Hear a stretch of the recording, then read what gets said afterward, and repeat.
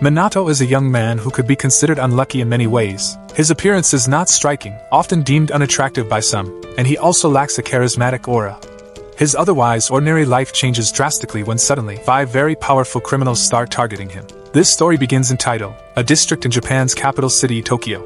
While most students his age celebrate their acceptance into college, 19-year-old Minato fails his entrance exam for the second time. After delivering this bad news to his mother, Minato nearly gets kicked out of the house. In despair, he watches a news broadcast about the CEO of MBI planning to buy up much of the capital. The news only adds to his anxiety as Minato boards the train home. During the ride, Minato's gaze is fixed on the towering MBI building, but upon arriving at the station, something unexpected happens. As Minato is walking home, he suddenly hears a scream. He looks up, and in just seconds, his body is tackled by a girl. After freeing himself from the situation, the girl thanks him for cushioning her fall. Still dazed, Minato tries to talk to her, but things get even stranger when he accidentally grabs something he shouldn't. Suddenly, she pushes him away from a massive explosion that just happened, and Minato nearly ends up with a broken nose from colliding with an unexpected part of her body. It turns out their attackers are a pair of twins who seem very eager to fight. However, Minato, clearly unprepared, keeps trying to refuse. Before the twins can make another move, the girl quickly grabs Minato and runs, dragging him along like hauling a rubber boat in a rapid current. The next morning, Minato wakes up in a panic. That morning, he runs away again, as has become his usual routine.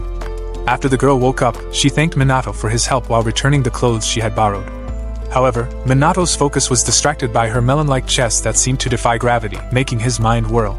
She spoke casually, and Minato immediately dashed toward the door, trying to make sense of all the strange events. As his thoughts started to clear, memories of the Thunder Twins, the twin girls who attacked him, resurfaced. Minato remembered how they had almost killed him the day before. It turned out that after escaping them, he had fainted, and the girl, who later introduced herself as Musubi, had saved him. As Musubi spoke, Minato found it hard to concentrate because her chest was only inches away from his face.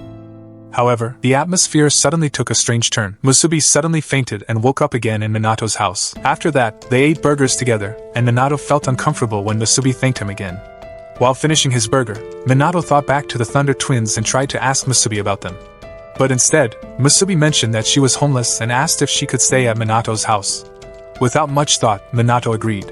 However, before he could dig deeper about the Thunder Twins, Musubi suddenly brought up something he didn't understand, about him being her Ashikabi. Just as Minato was about to ask what she meant, Musubi grabbed his hand and placed it right on the edge of her chest, leaving Minato even more bewildered. Soon after, Minato found himself outside, reflecting, when the landlord approached, asking if he had a guest. With a stern tone, the landlord reminded him of the no couples rule. Minato could only surrender as Musubi came out to apologize for the earlier incident. Feeling hungry again, they decided to go eat at a restaurant. However, with Minato's monthly allowance nearly depleted, he said he would go to the bank while Musubi went to buy groceries. On his way to the bank, Minato ran into the Thunder Twins again, who immediately started interrogating him about Musubi. As the situation heated up, Musubi appeared running with her large chest, making things even more chaotic. When the Thunder Twins saw her, they immediately joined forces and attacked with a lightning strike that nearly scorched her chest. They mentioned something about Musubi not yet having her wings, before preparing for a second attack. But Minato acted quickly, pushing Musubi out of harm's way just in time. After narrowly dodging, Musubi felt something strange. Her love sensor started to react due to Minato's aura affecting her feelings. However, Musubi couldn't hear Minato telling her to run. Finally, Minato picked Musubi up and ran, dodging explosions from the Thunder Twins until they finally reached a narrow alley. There, Musubi tried to catch her breath, but somehow lost control. Musubi suddenly pushed Minato against the wall, pleading for Minato to touch her again in that spot. After Musubi pushed Minato down and pressed his hand back onto her chest, Minato almost gave in to what Musubi wanted. But the moment didn't last long as Hikari and Hibiki, the Thunder Twins, suddenly cornered them, ensuring they couldn't escape. Musubi, no longer caring about the danger, began to approach Minato with full determination. Hikari and Hibiki rushed to stop Musubi, but it was too late. As Musubi and Minato began exchanging mouthfuls of saliva with intensity, wings of light suddenly appeared spectacularly on Musubi's back. That moment changed everything. Hikari, seemingly annoyed, pulled Minato back and nearly scorched his face with a lightning strike, but Musubi firmly told her to stop. In a fit of anger, Musubi charged straight toward Hikari, but Hikari threw Minato aside and managed to block Musubi's punch. After a brief struggle, Hikari and Hibiki decided to retreat, commenting that they don't fight girls who already have wings. With that, the twins left them, just reaching the alleyway when they crossed paths with Hamura, a figure just as intimidating. Hamura, without any small talk, mocked the Thunder Twins for trying to attack Musubi before she had her wings. The twins felt challenged, but when Hamura asked if they really wanted to try fighting him, their courage instantly faded. Fearful, they backed off and left the place, while Musubi, now with her wings, decided to let them go. That evening, Minato called his sister, asking for some clothes so Musubi wouldn't have to keep wearing the only outfit she owned. After the call, Minato sat down, gazing at the rice cake he was cooking, his mind full of thoughts about what had just happened with the Thunder Twins. As Minato was lost in thought, suddenly, his television turned on by itself. Minato, who was about to turn it off, was shocked when a man on the screen told him to listen. Musubi, who recognized the man, said she knew who the professor on the TV was, and after a closer look, Minato remembered the news broadcast he had seen the day before. The CEO professor then informed Minato that he had been chosen to be a Sekirei partner. Calmly, the CEO professor explained that Minato was now part of a dangerous game where Sekirei like Musubi had to fight each other with the help of their partners. Before signing off, the professor warned Minato to keep everything a secret. Otherwise, he would reveal everything himself. A short while later, Minato received a box from MBI and immediately thought there was a hidden motive behind it. Maybe those criminals were trying to get to him again. However, it turned out that the box contained new clothes for Musubi. As Minato prepared to leave to give Musubi some space, she instead called him back, making a serious vow of loyalty to him. Their emotional moment was quickly interrupted by the appearance of the landlord, who had been suspicious of them for some time. This time, the landlord decided to actually evict them, leaving Minato and Musubi without a place to stay. The next day, the two of them tried speaking with a new landlord, hoping to find a suitable place to stay. Unfortunately, that hope faded as the landlord turned them down.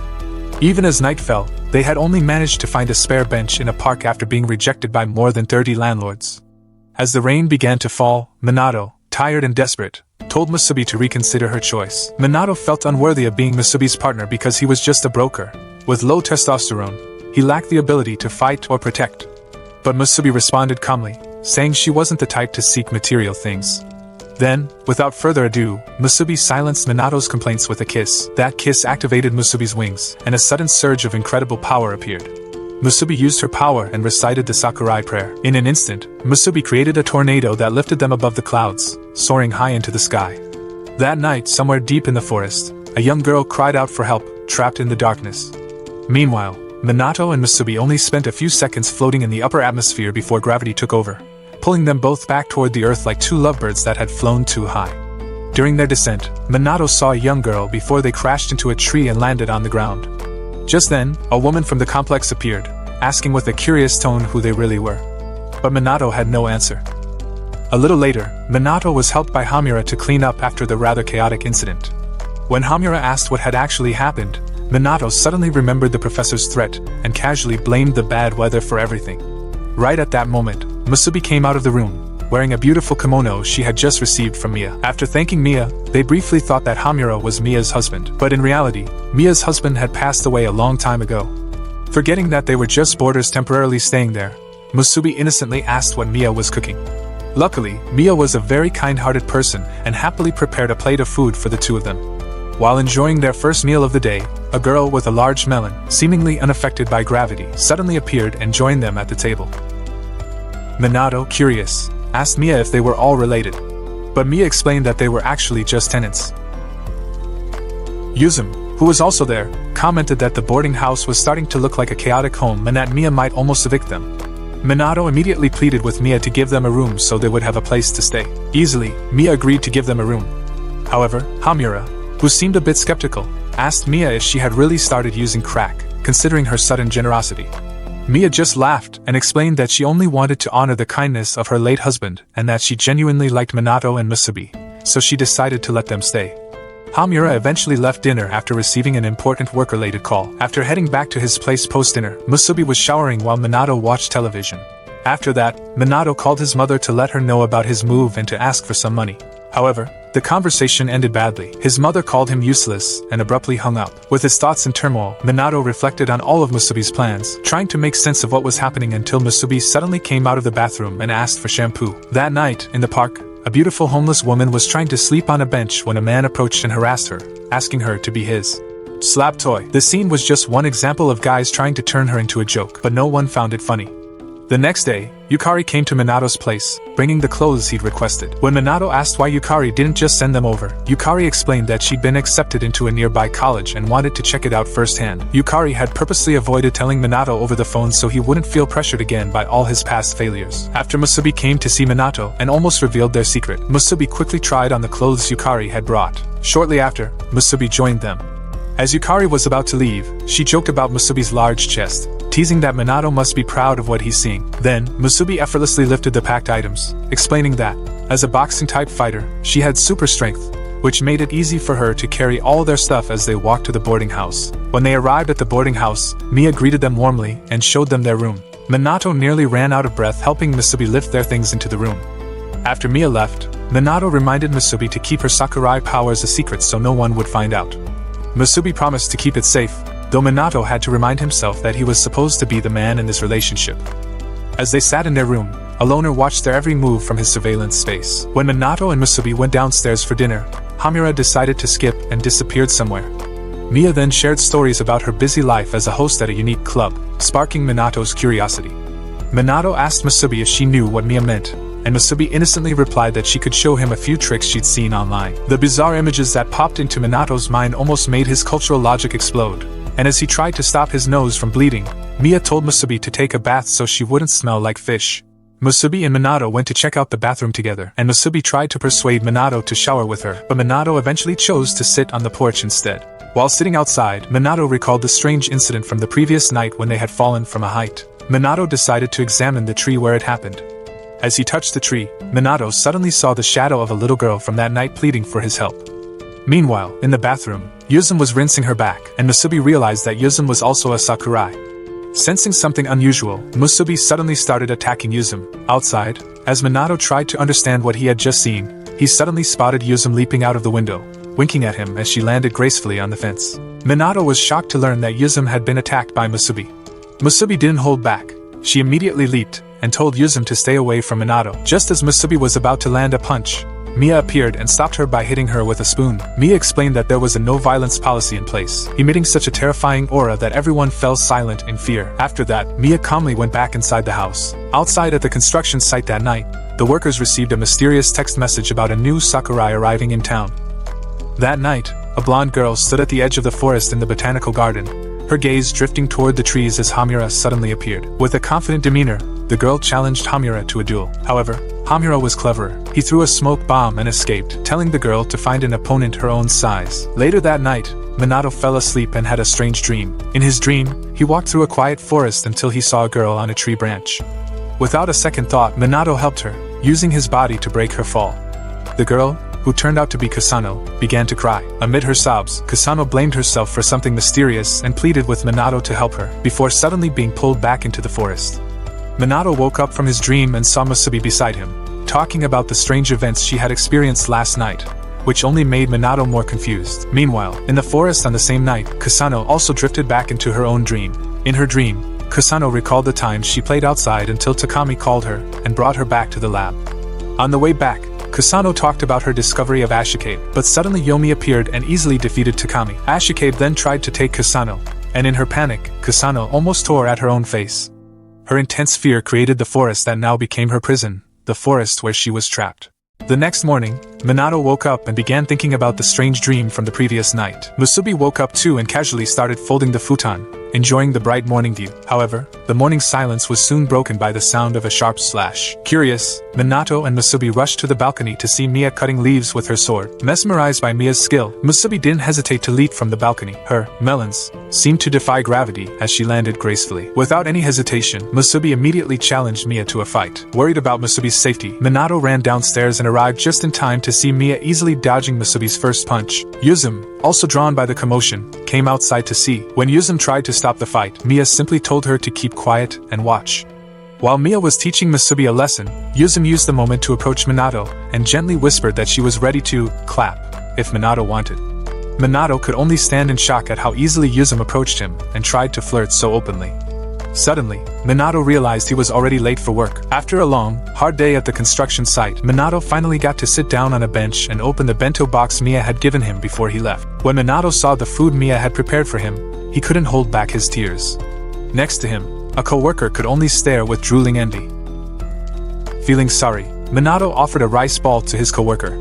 They introduced themselves and talked about how tough life was, especially with the challenging economy. In the middle of their conversation, the lightning twins suddenly appeared. Without hesitation, Hikari ran up and delivered a solid kick to Sio's face. Apologizing to Minato for Sio's slightly rude behavior, they recognized each other. Minato, taken aback, dropped his lunchbox. As an apology, Hikari gave him a piece of bread. However, Sio suddenly grabbed both of them, claiming they were his former partners. In an instant, they were shocked by electricity because of Sio's overly aggressive grip on both of them. Shortly after, Hamura received a call from Takemi. From the call, Hamura learned that the Ashikabe would be hunting Kusano in the park that night, trying to claim her after the broadcast message was sent out. At night, Minato tried to talk to Sio, asking if he'd also seen the message about Kusano. Just then, they saw an MBI cargo helicopter flying above them. Their boss immediately ordered everyone to go home, as an evacuation warning had been announced. A few moments later, Sio told Minato to go to the park with him. Minato realized that the evacuation warning was just a tactic to give them a chance to capture Kusano. Meanwhile, at Mia's place, Musubi found Minato's cell in the house and immediately informed Mia before heading out to deliver the cell to him. Elsewhere, the lightning twins blew up an MBI tank outside the park. Minato started doubting their intentions, but it was too late to back out, so they continued entering the park together. Inside, Minato saw a projection of Kusano, giving them directions. Minato quickly informed Sio, and the two decided to go save her. At the park entrance, Hamura appeared but turned away when he heard the voice of Yomi, a Sekirei from Kusano's past. Hamura prepared to fight, but Yomi called Anikitsu, a beautiful homeless woman from the park, who used her eye power to attack Hamura. After Yomi left, Hamura noticed the Sekirei mark on Akitsu's forehead and wondered if she was the cursed number. At that moment, Hamura heard someone calling his name, and it was Musubi, who then apologized for her mistakes and wished him luck before jumping into the park. While walking with Minato, Sio asked if he knew how a Sekirei could get their wings. Sio explained that some Ashikabi force Sekirei to become theirs by exchanging mouth fluids without consent. Sio wanted to help Minato because he felt that Minato's connection with Kusano was fate. Inside the cave, Yomi tried to pull Kusano out, but Minato sensed something was wrong. With all his strength, Minato ran into the cave and tried to rescue Kusano. When Kusano refused to leave, Yomi was about to attack her, but Minato arrived just in time and stopped her in an unexpected way by grabbing her melon. However, the lightning twins arrived and shocked them with a current of 1,000,000 volts. As Yomi began mocking Sio, Hikari responded with tears in her eyes. Amid the chaos, Minato finally managed to reunite with Kusano before she fainted in his arms. Unfortunately, Yomi managed to escape from Sio and demanded that Minato hand her over. Sio stopped the twins from interfering. When Yomi swung her Grim Reaper staff with the intent to attack, Musubi quickly caught the staff with her bare hands and, without difficulty, broke it in two. But before anyone could react, an increasingly frustrated Yomi immediately retaliated with an energy blast that knocked Musubi down. In the midst of the fight, Musubi managed to land several solid punches on Yomi.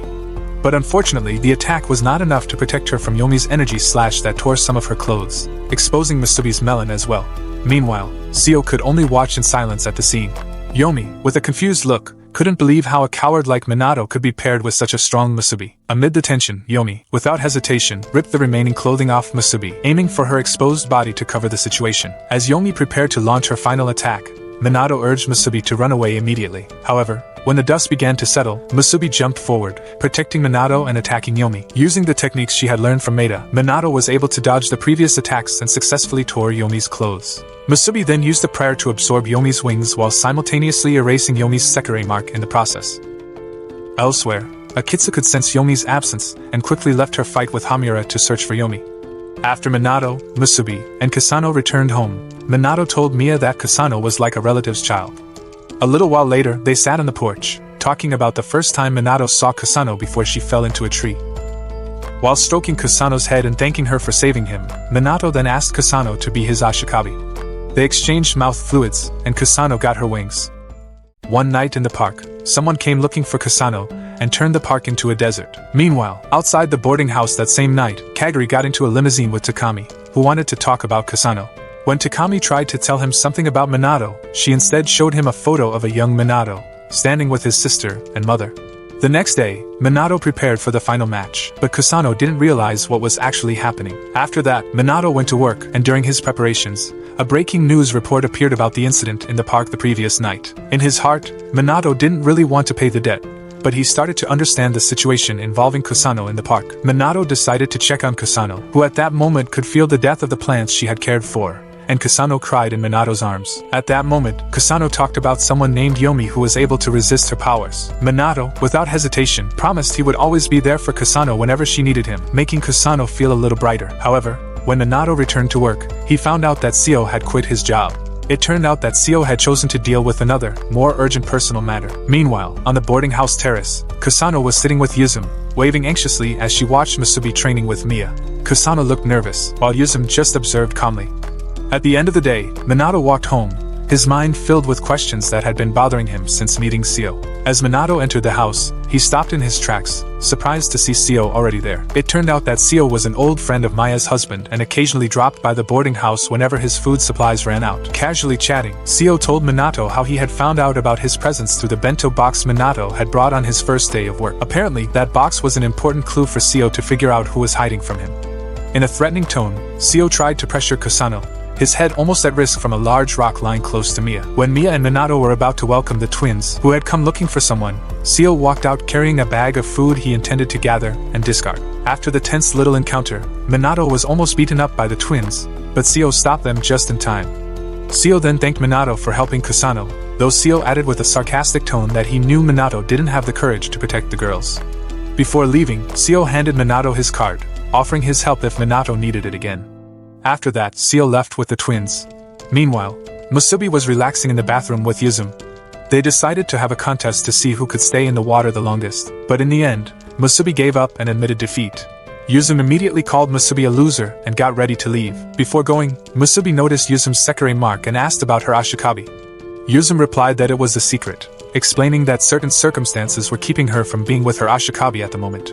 One night, Kusano suddenly woke up from her sleep and walked to Yuzum's room. There, Kusano saw a creepy figure with large melons in the mirror, causing her to run in fear to Minato's room. That night, Kusano ended up spending the rest of her sleep in Minato's room, feeling safer there. The next morning, Kusano shared her experience of seeing a ghost during breakfast. After that, Minato and Musubi checked the house, trying to find any signs of the creepy figure, but they found nothing. When Kusano started describing the features of the figure, Yuzum seemed as if she recognized the person, but before Yuzum could explain further, Mia stopped her. After breakfast, Mia went to visit her husband's grave, leaving the girls at home to prepare lunch. Yuzum led them all to her room to gather some ingredients. When Minato entered to ask what they planned to cook, he realized someone was walking behind him, crossing the room. A moment later, Kusano stepped into Yuzum's room and was surprised to see the girls dressed in cute costumes.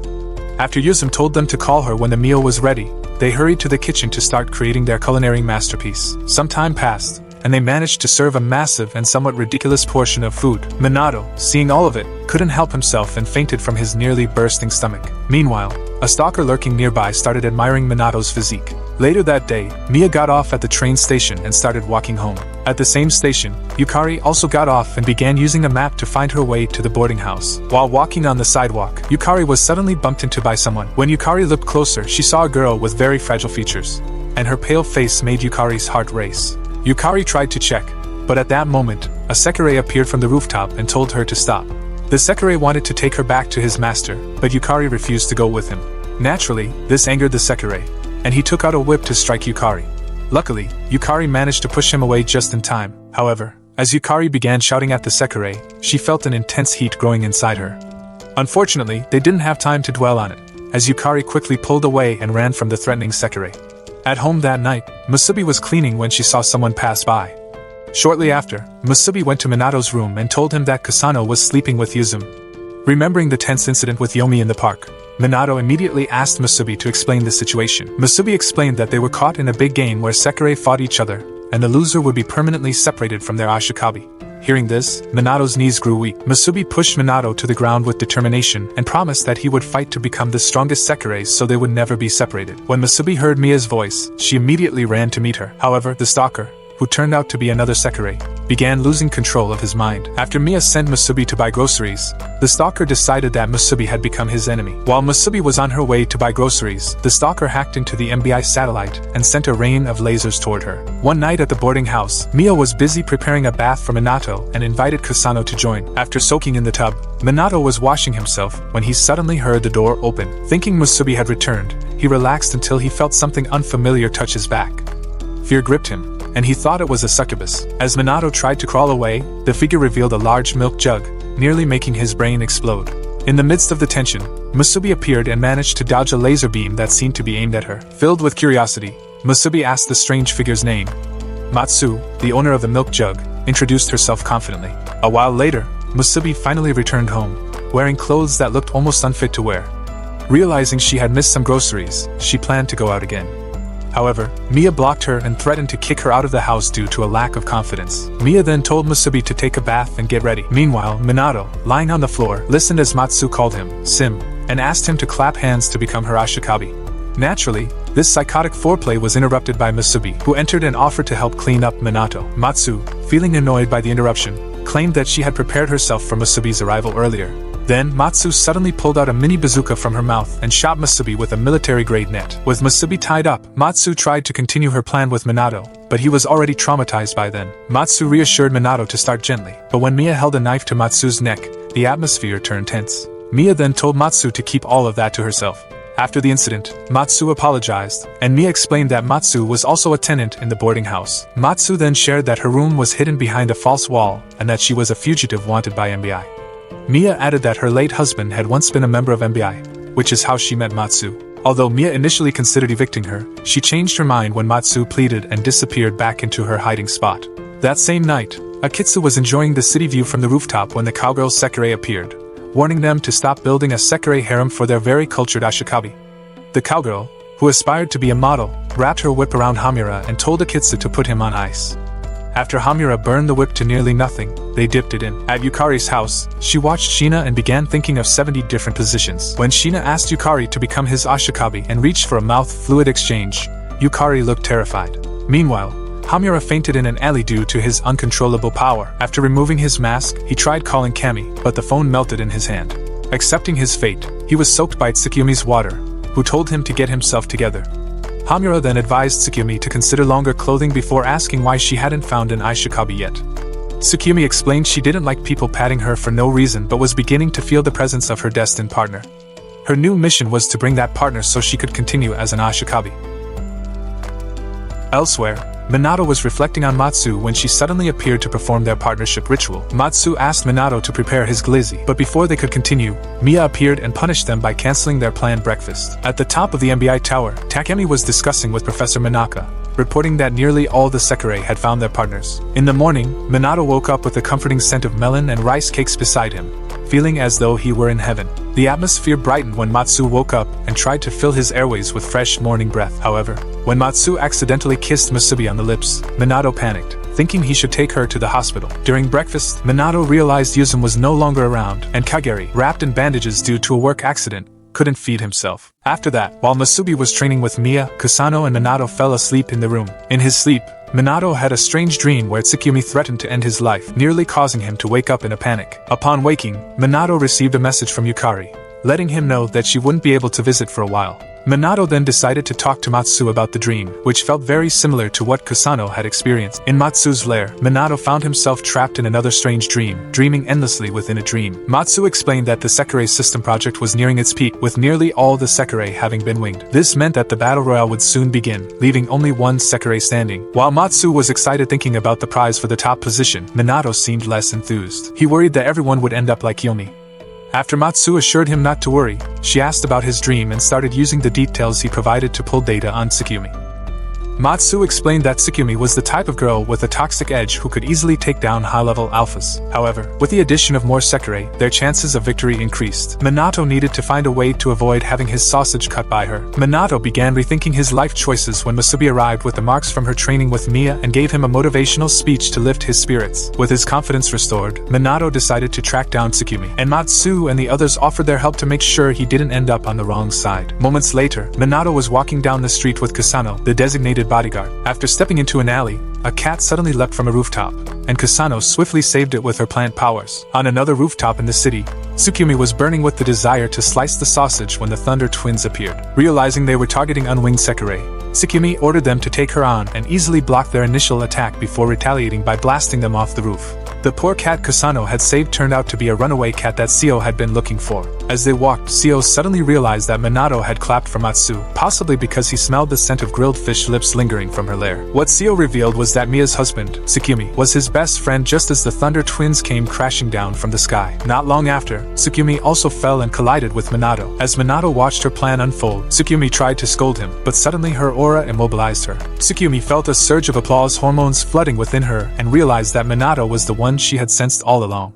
With great effort, Tsukumi stood up and forced Minato to listen to her final words as she prepared to put him to sleep permanently. Minato was immediately struck by water and hit the wall, trying to get Tsukumi to listen to him. Tsukumi told him to hang up, considering she might want to use her aggressive play on him. But before Tsukumi could land a second strike, Kusano managed to block her and began taking action with those creeping vines. When Minato told Kusano to stop, Tsukumi realized that Kusano had added a bit of innocent fertilizer to his harem. This discovery was the last thing Tsukumi needed to avoid before an Aquaman level force slammed Minato against the wall again. Using Kusano's vines to gain height, Tsukumi asked for his final words, and Tsukumi requested permission to pat his shoulder while joining his harem. Realizing that Minato had no shame, Tsukumi was determined that it was time to finish him off, and Seo's girls didn't want to be involved in the planned attack. The blast from her strike destroyed the building behind her, but Tsukumi missed as she misfired. When Tsukumi was told that she wouldn't stop until Minato listened, Minato began to approach her. Tsukumi prepared for a second attempt when the Thunder Twins decided to step in and told her to pick on someone her own size. Not wanting to be defeated again, they asked Seo to play their trump card. As Minato covered Kusano's eyes from their cultural ceremony, Seo exchanged fluids with the twins, activating their wings in the process, leaving Tsukumi too shocked to speak. With their united power, they uttered a prayer summoning a Thor-level lightning strike crafted just for her. As they attacked Tsukumi, Minato leapt in to save her. At just the right moment, Matsu's radar detected the energy signal from the attack, and Matsu quickly contacted Musubi to head to Minato's location. Minato's intervention ended up saving Tsukumi, as the lightning blast created a crater wider than they had planned. After Minato got back up, the twins began reciting another prayer. However, Tsukumi swiftly took Seo down to stop them. With a hissing sound, Seo slid down the edge of the building and grabbed Tsukumi's arm before pinning her to the vine. As Tsukumi struggled, unable to counter his aura signal, she reminded Seo that she was built differently. Minato grew worried, thinking Seo would take away his new clapping toy. As punishment for Tsukumi's actions, Seo started considering a ritual to make her his personal servant. However, hearing this made her start to realize that maybe Minato wasn't so bad after all. As Tsukumi was about to continue her plan, Minato told her to stop, claiming that she belonged to him alone. After Seo and Minato were finished, the fight between Tsukumi and Seo began. As soon as Seo released her, he was immediately shocked by his girls, who reminded him of his promise to clap for both of them. Although he tried to explain his reasoning, they shut him up with another electric shock. While they were reprimanding him, Tsukumi jumped down to speak with Minato. She asked if he was serious about what he'd said about her, and when Minato pretended to be clueless, Tsukumi threatened to freeze his private parts. As she explained that she knew they were destined for each other through her dream, Minato finally decided to accept becoming her Sekirei. After threatening to fry his sausage if Minato poked it into any other bread buns, they sealed the deal with a ceremonial mouth juice exchange that made her insides feel hot as her wings spread like a raging river. Tsukumi laid down the ground rules of their partnership, which she referred to as marriage, when Kusano suddenly came over and hugged her. Though feeling a bit jealous, Tsukumi decided to brush it off since Kusano was still a child. However, Musubi also showed up and introduced herself. Tsukumi started to get annoyed when Matsu called to check in on her. When Tsukumi asked how many Sekirei Minato had and found out she was the fourth, she blasted him with 2 jets of water that nearly sent him to meet his maker. At the inn, Mia started worrying about the others, and Kageri told her to stop trying to be a mom, then quickly apologized to avoid getting hit.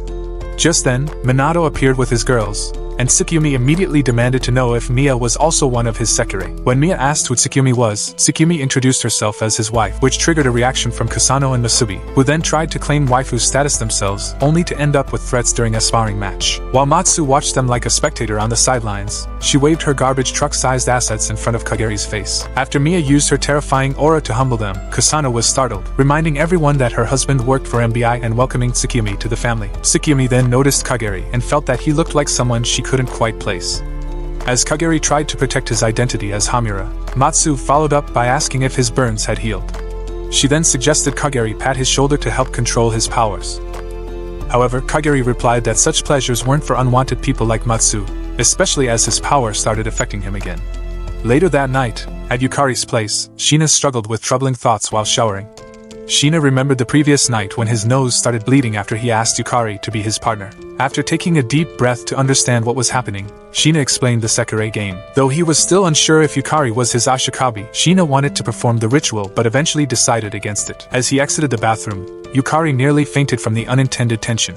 Back at the boarding house, Tsukiyumi started feeling a bit left out upon hearing that Matsu was also one of Minato's Sekirei. Yuzum showed up for dinner and was almost attacked, but Minato quickly clarified that Yuzum wasn't one of them, allowing her to relax and get acquainted. A bit later, Musubi tried to feed Minato, but Tsukiyumi immediately threatened to crush his peanuts if he ate it. Naturally, that threat killed Minato's appetite instantly, as he felt his life hanging by a thread. Afterward, Minato was on the terrace with Kusano, who suddenly hugged him and kissed him on the cheek. Kusano also made Minato promise to marry her when the time was right. Meanwhile, Takemi and Professor Manaka were on the rooftop again. After Takemi informed him of Tsukiyumi's new status, Professor Manaka said it was time for the game's second phase. Takemi then made a call, announcing that everything was ready and just waiting for the perfect moment. Takami started reflecting on how all of this began. Takami remembered an unknown island at the end of the 20th century, where Hiroto, dressed as a superhero, rambled on about what Hiroto wanted to reveal. Suddenly, Takami pushed him off the hill while telling him to stop meddling. Then, Hiroto and Takami climbed back up and eventually found an abandoned ship. Upon entering the ship, Minato hoped to find a Kryptonian, but instead, they found a woman's body in a state of sleep. At the boarding house the next morning, Minato woke up to the girls overwhelming him with all the drama they brought. The night before, they had a heated argument about who had the right to stay with him at night. After Kusano got involved, they finally decided to share. A while later, Mia appeared with a knife in her hand, threatening to cut his hair for ignoring the rules. At the table, Mia laid out a new arrangement, making Musubi and Tsukiyumi roommates. As they tried to argue, Mia's alter ego reminded them who had the final say. Meanwhile, Matsu was in her room exploring the hub when she realized something strange was happening with MBI. Mia asked the girls to water the plants before going grocery shopping, aware that they might try to get her help. Tsukiyumi sneaked away and walked past Kagari, who she started to suspect was actually Homura. Elsewhere in the city, there was a Sekirei who had fallen for a man driving his dream car. The Sekirei then headed to the boarding house where Musubi was playing with water and was soaking wet. Surprised by the unexpected visit, Musubi asked Karasuba why she suddenly dropped by, and Minato also came to see her. Musubi took her to a room to help her change clothes, and Karasuba asked if Minato was there, the weak harem master she had heard about. After talking about the garden incident with Yomi, Karasuba reminded her of their pinky promise. Minato was on his way to the room with Kusano when Matsu came out and asked to speak with him. Minato mentioned Karasuba's visit as Karasuba stepped out of Musubi's room, and Matsu immediately ran back, telling Minato to act as if she wasn't there. A while later, Karasuba said goodbye to Musubi and spotted Kagari on the roof, watching her as she left. Back inside, Minato told Matsu that it was safe to come out, though Matsu still looked nervous. At that moment, her screen started acting strangely, and Matsu quickly opened the door to tell everyone to turn on the news. Elsewhere, Professor Hiroto was busy broadcasting the news, informing the citizens of Taito that he had finally taken control of the entire capital. As they all went outside to listen, Tsukiyumi told the residents who were trying to leave the city that they would undergo inspections conducted by the organization. After Tsukiyumi left, Matsu gathered the others in her room and explained that the capital would become Ground Zero, where all exits would be controlled by MBI. It was all to ensure everything was ready for the Sekirei Battle Royale. Outside, Mia was on her way home and saw Karasuba, who had just left. Mia warned Karasuba to stay away from the house, and as they passed each other, they both immediately went into a fighting stance. But in the end, they decided to keep walking without a fight. A little later, Karasuba was inside Natsuo's Ferrari, chatting casually as Natsuo drove home. Suddenly, Karasuba saw Akitsu and Mitsuha walking down the street. They were discussing Professor Hiroto's announcement and feeling unlucky about the situation when they encountered Karasuba in an alley. Karasuba immediately challenged them, and Akitsu told Mitsuha to run. However, Mitsuha thought she could hold off Karasuba. Mitsuha attacked Karasuba with her whip, and within seconds, the veins on her back burst. Karasuba turned to face Akitsu, but Akitsu didn't attempt to fight, and instead ran away. At the boarding house, Minato was reflecting on all the sudden events when Musubi appeared to discuss her promise with Karasuba. A few months before they met, Musubi and Karasuba had a grim plan to treat humans like Thanos. When Musubi told her that humans weren't that bad, Karasuba promised to survive the Battle Royale so they could have a final fight to decide humanity's fate with the Sekirei. That promise fueled Musubi's dream of winning the Battle Royale because she wanted all the Sekirei to live in a secluded utopia with their ashikabi. After revealing her plan to Minato, Musubi placed Minato's hand on her chest and vowed to win the battle so that she and the other girls could enjoy their drinks for the rest of their lives.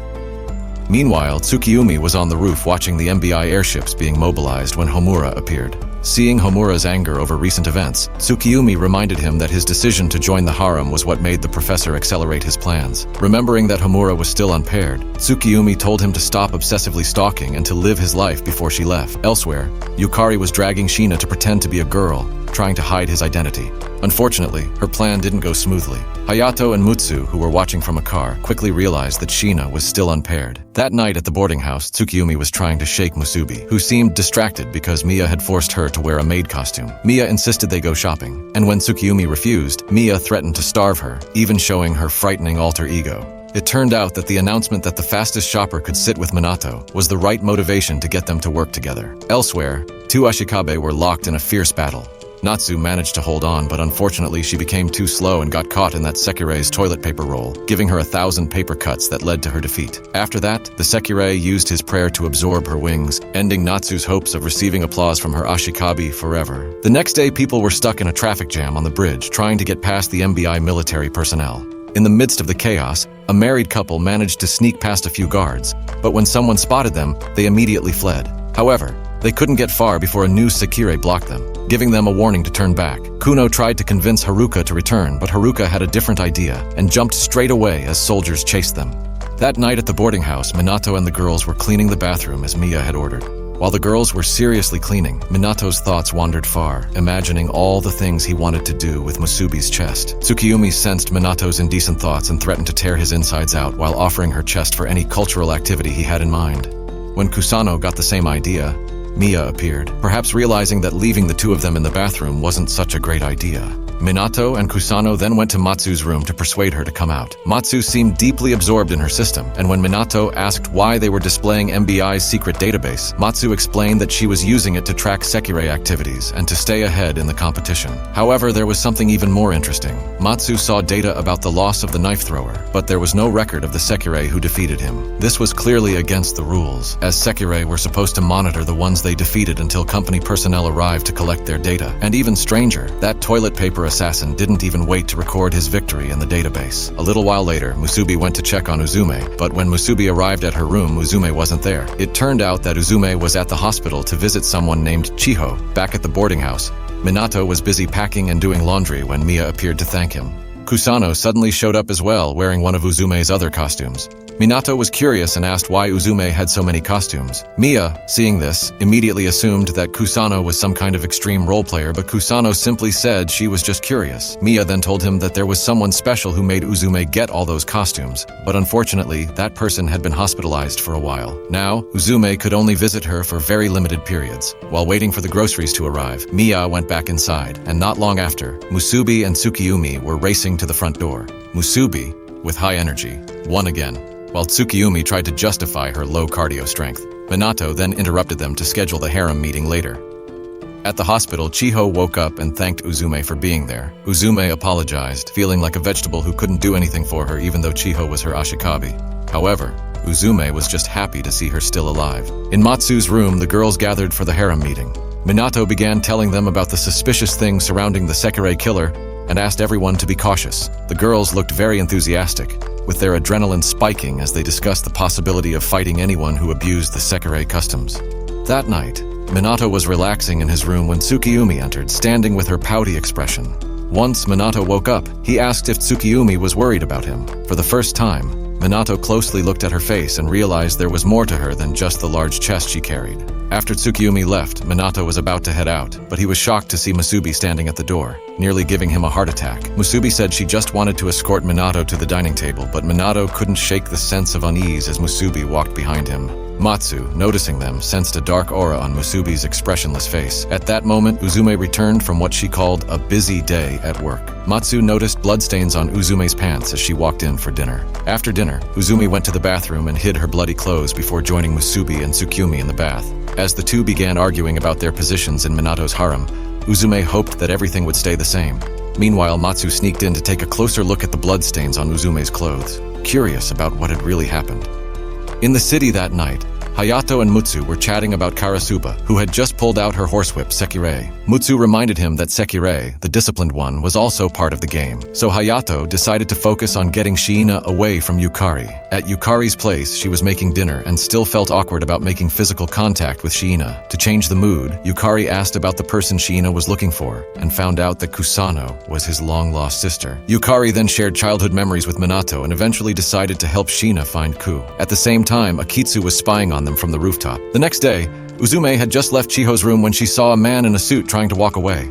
The man praised her for her instant clapping skills, then handed her a photo of Kuno as the next target to eliminate, reminding her about Chiho's worsening condition while Uzume was away. On the rooftop of the boarding house, Musubi and Tsukiyomi were getting ready to hunt down Sekirei, who were breaking the rules, while Minato was trying to persuade them to change their minds. Suddenly, Tsukiyomi attacked Musubi, but their light clash lasted only a few seconds, with Musubi nearly smashing her face. After that, Tsukiyomi decided she was strong enough to face Musubi in battle.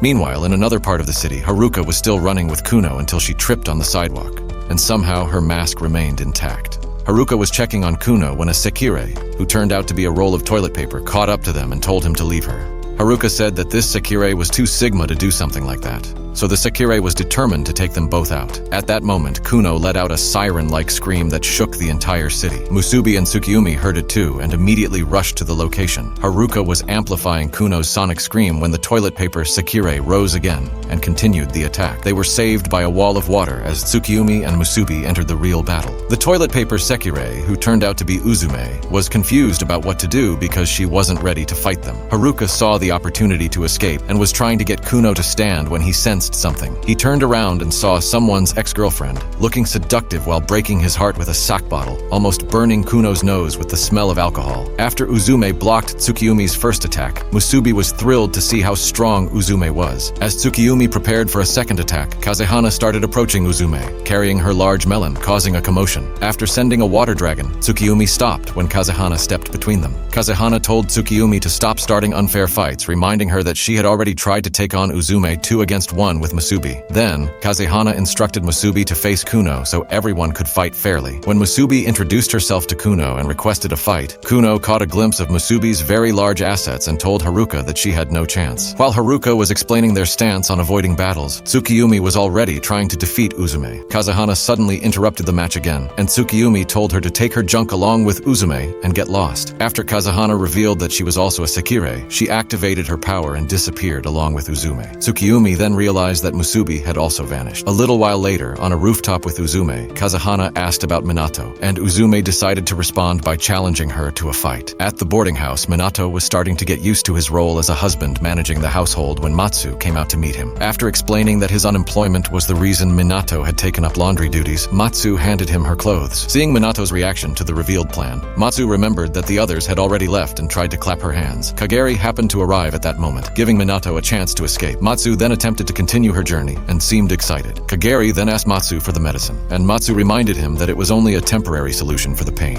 When Kageri explained that his body still hadn't returned to normal, Matsu grew curious and left. Outside, Minato was hanging up the laundry when Musubi suddenly fell from the sky and landed on his head. After the awful smell from her evil scheme made his nose bleed, Musubi stood up and dragged Minato like an inflatable boat to go meet someone. Musubi took him to her old place where she was hiding Haruka and Kuno. After introducing herself, Musubi explained her plan to save them from the game and asked for their help. Back at the boarding house a little while later, Tsukiyomi went to Matsu's room to look for Musubi. After hearing that Musubi had left with Minato, Tsukiyomi informed Matsu about her fight with Uzume, which reminded Matsu of the bloodstain on Uzume's clothes from that night. Tsukiyomi also told her about Kuno and began to wonder why the professor allowed someone as weak as Kuno to participate in the game. As Uzume explained that some of them actually knew how to use their brains to fight, Tsukiyomi felt a subtle anger within herself and wanted to see if her brain could save her from a punch. At that moment, Kusano burst in with excitement, nearly wrecking Matsu's room with her plan to stop them from fighting and to invite them to take a bath together. At Minato's old place, Minato realized that Haruka had also faced repeated failures like him,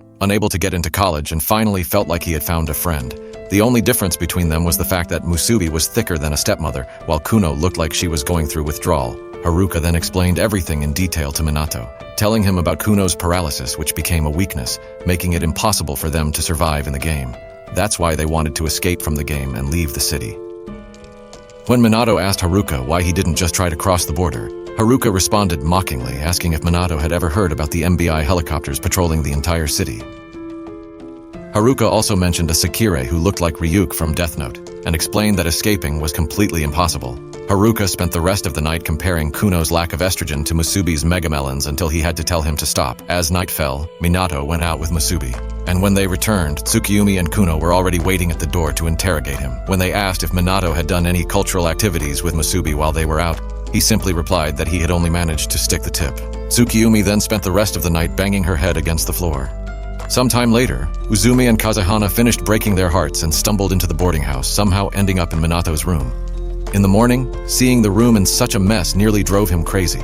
Worse yet, the girls showed up after hearing his screams and Tsukiyumi woke up the drunk. As they got home, the sound of a loudspeaker disturbed the peace.